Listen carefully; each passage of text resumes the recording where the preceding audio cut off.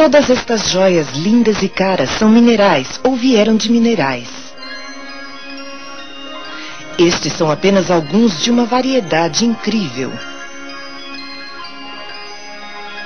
Se quiser descobrir riquezas minerais, procure nas rochas.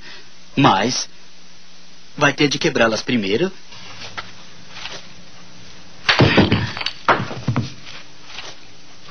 E dar uma olhada no que há lá dentro.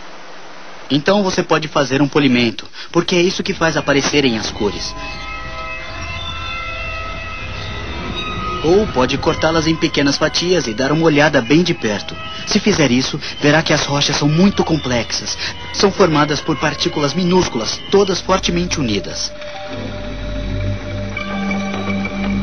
Estas pequenas partículas coloridas são cristais de minerais, pedaços puros do material que forma o planeta Terra. Outros exemplos são o ouro, porque é encontrado em estado puro.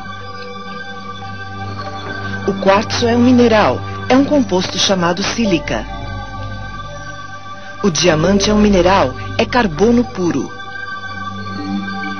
Um mineral é um sólido natural de composição química uniforme, e é isso que torna alguns minerais tão bonitos. Todos eles formam cristais. Um cristal é uma supermolécula. Seus átomos são dispostos num padrão geométrico, o que o torna muito mais forte que um aglomerado qualquer. Este é o diamante, a substância mais dura conhecida. Os átomos de carbono ligam-se uns aos outros num padrão ordenado. Um cristal cresce quando átomos livres têm tempo para se reunir em perfeita ordem. Ajuda se estiverem livres para se mover, ou seja, se a substância for um líquido, ou estiver dissolvida num líquido. A água, por exemplo, ao se solidificar, pode construir um cristal. Infelizmente, um cristal perfeito só cresce em condições perfeitas. Porém, na maioria das rochas, os minérios disputam espaço com outros minérios. Então, seus cristais ficam aglomerados e muitas vezes são tão pequenos que não podem ser vistos a olho nu. Há milhares de minerais. Vou lhe mostrar exemplos dos 4 grupos mais comuns de minerais. Este é um material máfico. Isto é mica. Isto é feldspato. E isto é quartzo. Bem, o tamanho dos cristais não importa, porque isso acontece ao acaso. O importante é que estes 4 minerais misturados compõem 90% das rochas encontradas na crosta terrestre. Por quê? Porque eles contêm os 2 elementos mais abundantes na crosta da Terra: oxigênio e silício. O que são oxigênio e silício? Oxigênio unido ao hidrogênio torna-se água. O oxigênio na atmosfera é um gás. E o silício? O silício é um elemento claro em flocos chamado de metalóide. É usado em chips de computador. Mas apesar de estar por toda parte, nunca é encontrado puro assim. Precisa ser extraído. Como ele foi oxidado há muito tempo, o resultado é minerais de silicato em todas as direções. Esta é uma estrutura molecular. Um átomo de silício ligado a 4 átomos de oxigênio. Esta unidade pode se unir de várias formas, como uma cadeia. A maioria dos minerais máficos é construída assim. São basicamente silicatos em cadeia. Ou as moléculas de silicato podem se unir formando uma estrutura. Os átomos de quartzo são montados assim. Coloque alguns átomos de alumínio no lugar dos de silício e teremos uma estrutura diferente. É o feldspato. Ou monte-os em folhas e terá a estrutura em flocos da mica. A questão é que as propriedades de um mineral não vêm apenas do tipo de átomo que ele contém, mas também do modo como eles são montados. O diamante e a grafite talvez sejam o exemplo mais conhecido, porque os dois são compostos de átomos de carbono. Mas você nem imaginaria isso, porque suas propriedades são bem diferentes. Como vê, as rochas são complexas. Seus minerais têm várias composições químicas e estruturas. Mas como boa parte do planeta é feita de apenas 4 versões de silicato, a maioria das rochas pode ser facilmente identificada, e elas têm uma história. É assim que todas as rochas começam. Saem do magma. A rocha líquida abaixo da crosta terrestre. Elas começam quentes e derretidas. Isto é lava endurecida.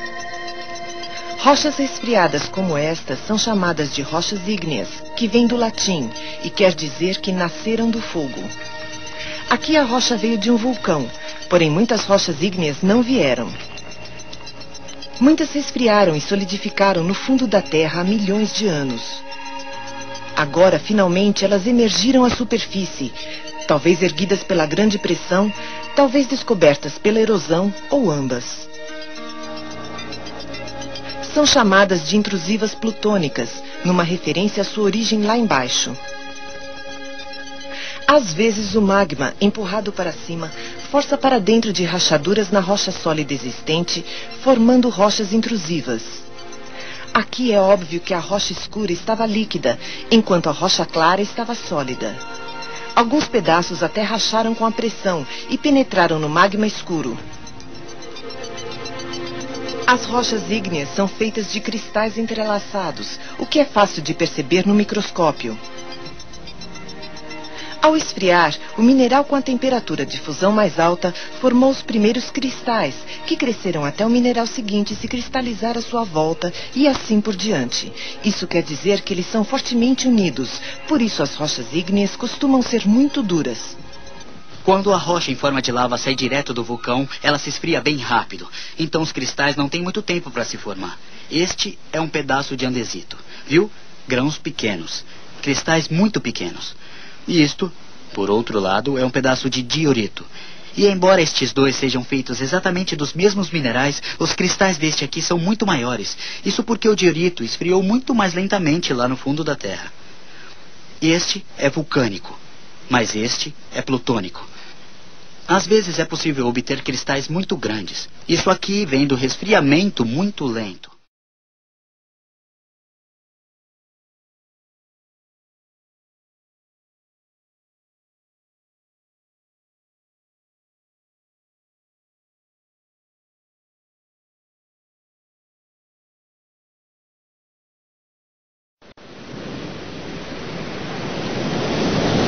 Você pode achar que uma rocha é algo que dura para sempre. Mas depois de terem ficado expostas, todas as rochas estão condenadas. É só uma questão de tempo até que o intemperismo e a erosão as quebre, raspe, pulverize, dissolva e as leve embora para longe, e elas se tornem partículas de regolito e solo. São reduzidas a seixos de areia e, como sabemos, a maioria dos sedimentos são carregados para locais de baixa altitude, principalmente para lagos ou mar, onde se acumulam. Compactando-se lentamente pela ação do próprio peso e com os minerais dissolvidos agindo como cimento, as partículas novamente se fundem em rochas. Mas desta vez a rocha tem uma aparência bem diferente. Estas rochas não nasceram no fogo. Elas vieram da erosão, deposição, compactação e petrificação. Elas são rochas sedimentares. A principal característica das rochas sedimentares é a estratificação, o surgimento de várias camadas sobrepostas. É o que seria de esperar de muitos anos de acumulação lenta, interrompida de vez em quando, talvez por secas, no nível do mar, ou a chegada de sedimentos diferentes. Os fósseis numa rocha são prova evidente de que ela é sedimentar e, às vezes, toda a rocha é fóssil. Então é nas rochas sedimentares que procuramos a história da vida. As rochas sedimentares são as únicas feitas com a delicadeza necessária para preservar os despojos de seres vivos.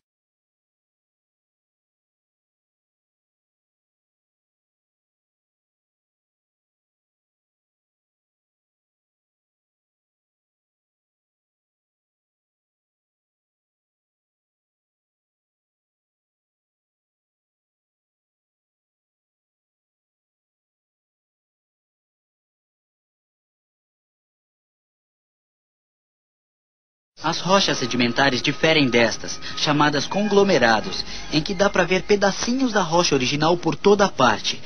Até o arenito, que é possível raspar e ver que é feito de pequenos grãos de areia, todos unidos. E então chegamos ao xisto, formado de pequenas partículas de lama e argila. De fato, se você lamber, tem até gosto de barro.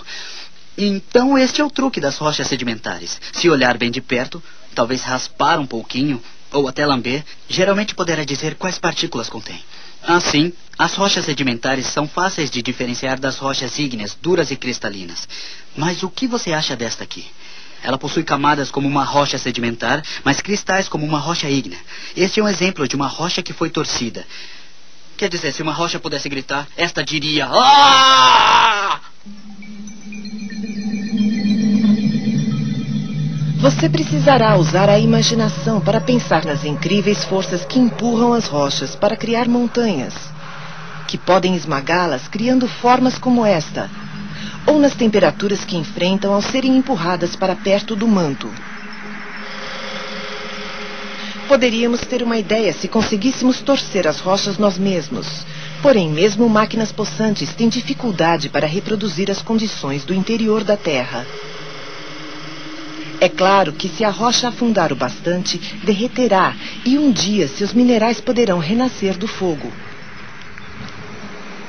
Mesmo assim, muitas rochas sobrevivem às torções, embora isso as modifique.